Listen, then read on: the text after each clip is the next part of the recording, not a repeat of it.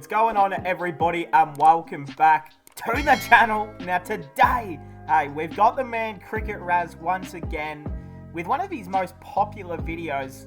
I mean, this video came out like midway through last year, and I still have not checked it out. I mean, this has been one that I should have probably watched like the first time I ever found his channel, but we are here. We've got the Dada Attitude that revolutionized Indian cricket, the Sourav Ganguly story. Hey, if you guys are new, firstly, subscribe. If there's any other recommendations from the man, Cricket Raz, that I haven't checked out already, please let me know. But hey, let's get right into it. We've got the man. Hold on, let me turn that up. I mean, firstly, Ganguly, absolute legend. Let's just get into it. In a sense that they gave up the fight in their mind before they gave it up on the field. 18th of March 2000. Okay, last Cricket pause. is a game at this level. It's 70% played in the mind. That's you have true. ability. That's the reason you are here. From predicting the bowler's ball to setting up the perfect field to even which shot to play. It's mind over body at all times. And if you break the mind, you break the opponent. Australians learned this lesson very early and employed it. Oh boy, this is going to be a video about the Aussies, isn't it? About what we did wrong. Oh no. Against every opponent they faced. Oh man. Winning against every opponent they faced. Yeah. Till they faced that one opponent and one team who decided to respond back. This is the story of the 2001 Border Gavaskar Trophy of Sourav Ganguly and his team, who outplayed Australia in their own game. 1969. That was the last time Australia won a series on Indian soil. Damn. Wait, is that still the record now? We haven't won a series, like a test series in India, since 1969. That's kind of sad if that's still the record. 15 consecutive test victories. Stewart, the Australian captain, declared India as the final frontier. And in typical Australian fashion, he publicly announced that the upcoming 3 tests were going to be number 16, 17 and 18. Now normally, India, like most countries, would have just ignored those comments as simple mind games, which was the norm at the time. But this time, the opponent was a bit different. Sourav Ganguly, the young Indian captain, quickly jibed back. Enjoy the rest and forget about 16, 17, 18. Coming from a young captain of a young team to a decorated World Cup veteran, this was nothing short of disrespectful. And when I say young team, I mean a really young team.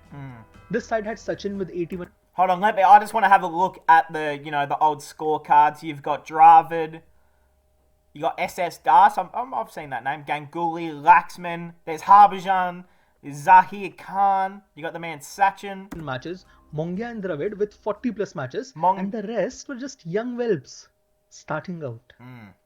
Compared to Australia. Hold on now, we've got to check out the Aussies. So we've got Michael Slatty Boy, Haydos, alright, we got JL. I mean, look, this is, Casper, he was still pretty good, but this is like one of the best Aussie teams you probably would have ever seen, like, regardless, like. With only 3 players having less than 20 matches. The rest being veterans of the World Cup. So not only was it disrespectful, but also very audacious. And it didn't end there. Come the start of the first test, Sourav Ganguly promptly made the world champion wait for him for the toss. And then he did it again in the second test. The entire Australian management was so enraged that they went and complained to the match referee, saying that he was being disrespectful. Not to them, not to them, but to the game.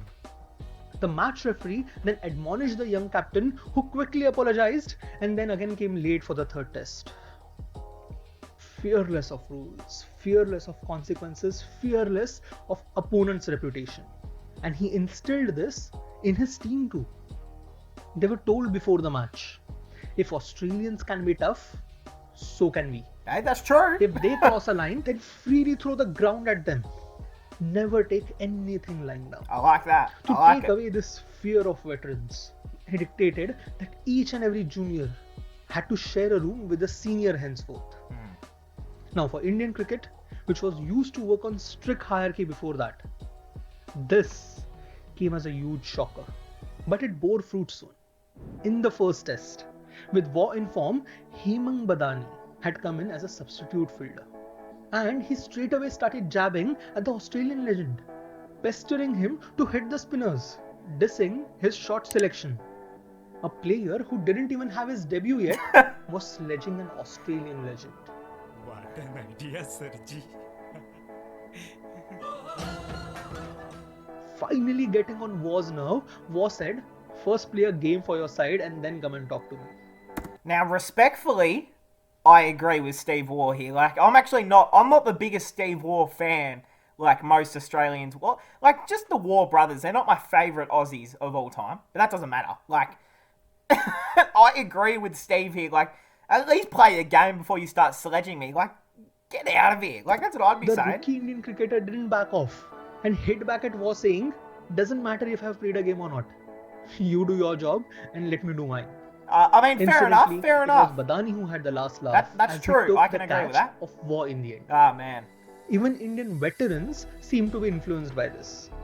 Rahul Dravid, playing on 17, played a shot which hit the short leg fielder, flew in the air, only for Michael Slater to dive in and claim the catch. Yeah! However, despite Slater claiming the catch, Dravid had his doubts. And he No, we're going to replay that. I'll let you guys know right now if this is clean or not, alright? Let's turn off the subtitles just so we can see it. shot which hit the short leg fielder, flew in the air, only Okay, look, I mean, firstly, this looks like it was recorded off a pinky toenail. Like, I can barely see it. for Michael Slater to dive in and claim the catch. Oh, shit. However, Oh, hold on. That might have hit the ground. Hold on, I need to see that again. in and claim the catch. However, despite Slater claiming the catch, Dravid Oh, okay. I think it might have hit the ground. I'm not even going to lie to you. Hold on. One more look. Because it's so hard to tell if it's the ball bouncing into the bottom of his fingers, like under the ground. However, Right there. Yeah, I think that's on the ground right there. Yeah, that's definitely on the ground. There's no fingers under that. Yeah. Okay, fair enough. That doesn't look out to me. despite Slater claiming the catch, Dravid had his doubts and he refused to budge from the crease. Oh boy. Umpire S. Venkatraghavan called for the third umpire, Oof. and after several minutes of replays, Dravid was given not out. Yo, that's kind of cheese, isn't it? That's like, I feel like if an Australian did that on Indian soil, he would have been like stormed on the pitch and thrown out of the venue. This decision sent Michael Slater into a blind rage. Yeah, that would He have had walked me up to hated. umpire Venkatraghavan and argued about the decision. Later, he even exchanged words with Dravid, who simply stood there, motionless. Hey, The hey, result? and now last pause of the video, but this is nothing like me. I'm not saying anything against, what the strategy of what India had to do here. Because this was the smartest strategy that would have worked. I mean, you're playing against the best side in the world that's come to your home soil. They've beaten you. Like, you just need to do anything. And we've seen this tactic work so many times where you start bringing, a bit of the same energy that they're bringing, and they start to crumble. It happens to Australia. It's happened to every single country of all time. It's a good strategy. You can't lie. Slater was banned for a match, and Dravid calmly continued to He play. got banned for a match? Even after the What did he humiliating say? defeat in the first test in Mumbai Hold on. He got banned for a match? What did he say? and the loss of their ace pacer Srinath in the second test, Oh. the famous Kolkata test. Here we go. In the Okay. greatest test to be ever played, Yeah. Ganguly decided to enter the fray. Bowling to the informed Hayden, after each ball, Oh, that's a good he ball. used to stand Good and shot. jibe at Hayden, telling him how lucky he was to not get out just then, inviting Hayden to hit him. But the world champions, one champion's just for name. Woo! They hit back hard. After finishing up India in only 200 runs, while coming off the pitch, they started walking behind VVS Lakshman, the only batsman on the Indian side who had crossed 50 runs. Hey, well done. And then together, the entire team started discussing how boring it was to play against India. That they shouldn't even give them follow on. They should just go and rest. Oh no. Or they can even finish it off today itself. It will be easy, right? All of this just to rile up a single batsman after the Yeah, I mean, I wish we didn't do that. I really wish we didn't do that. innings was done. Oh, Ganguly, man. the instigator, was their special target. He at the time was embroiled in a controversy involving an actress. Really? Gossips of Ganguly's marriage and career being in trouble was abound. Now Australians, whenever Ganguly came out to bat, used to greet him with, "Who is she? Come on, tell now, who is she?" Yo. Especially in the second innings, That's with funny. Ganguly building a partnership with Lakshman, the entire Australian team, in each break, between each ball, used to talk about Ganguly's affair Oh. in detail. Okay. And it wasn't just on the pitch. Okay. The entire Australian media at the time had decided to join the battle. Okay. From his form up to his morality, anything and everything was open game. Yeah. Okay. Now that was too far. Like, I was laughing at the first thing that was said about, like, who is she? Like, I feel like that's not too far. That's, like, fair enough.